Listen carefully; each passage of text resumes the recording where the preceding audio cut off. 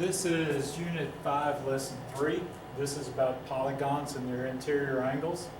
So what we got here is we've got an algorithm that will actually allow us to calculate what the interior angles of a polygon have to add up to, and we've got some other concepts with this. So let's take a look at it.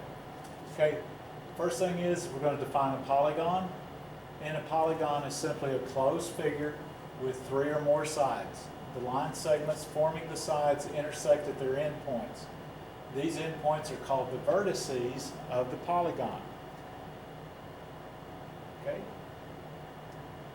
A polygon has the same number of vertices as the number of sides. So if you have a triangle that has three sides, it will have three vertices. That's simply the points where the angles are. Okay? All right? Polygons fall into two broad categories. They're either concave or convex.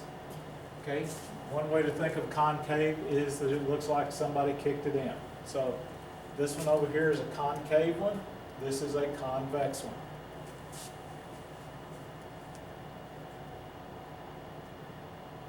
Okay, next thing is the polygons are named according to the number of their sides, and this is a table that has a list of them for you. You have 3 sides as a triangle, 4 sides as a quadrilateral, and so on and so forth, until you get over here to 12, which is a dodecagon. Okay? If it has more than 12 sides, they usually name it by just making it like 13 would be a 13gon, or 14 would be a 14gon. If you have an n-sided polygon, in other words, they're not specifying how many you got, you just know that it's a polygon, it's called an n-gon. Okay, so here's a theorem about the interior angles. It says the sum of the measures of the interior angles of a convex polygon is 180 times the number of sides minus 2, where n is the number of sides. Okay?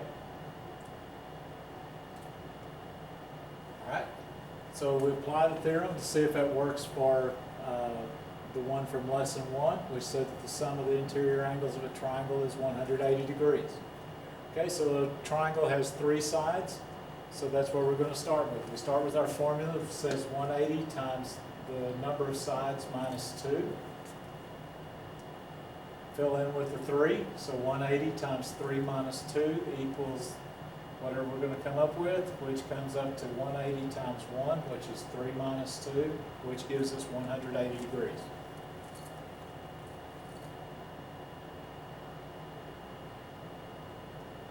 Example 2, they want us to find the sum of the interior angles of a hexagon. A hexagon has 6 sides.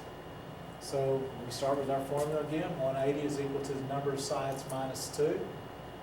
180 times 6 minus 2, because it's a hexagon. So this gives us 180 times 4, which is 720 degrees.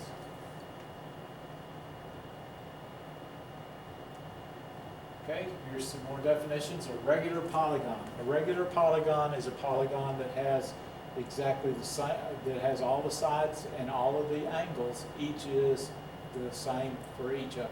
Okay, so in other words, if the side of a regular hexagon was 3, all 6 sides would be 3. Okay, so a polygon which all angles are equal, which is equiangular, and all sides are equal, which is equilateral. So a regular polygon is an equilateral, equiangular polygon. Okay? And a corollary. This is a thing that you're going to see sometimes is just simply a proposition that needs little or no proof that follows from a theorem that has already been proven. Okay? So here is a corollary. It says the measure of each interior angle of an n-sided regular polygon is this formula right here. 180 times n minus 2 divided by n. So this will be 180 times the number of sides minus 2 divided by the number of sides. That will give you what each interior angle of a regular polygon will be. Okay? So example 3, they want to know what is the measure of the individual angles of a regular polygon, of a regular pentagon. Okay? So this means it has 5 sides. So the first thing we're going to do is to get our formula. We're going to substitute 5 in here for both of the ends and see what we get. So this is 180 times 5 minus 2 over 5. 180 times 3 gives us 540 divided by 5. which is 108 degrees.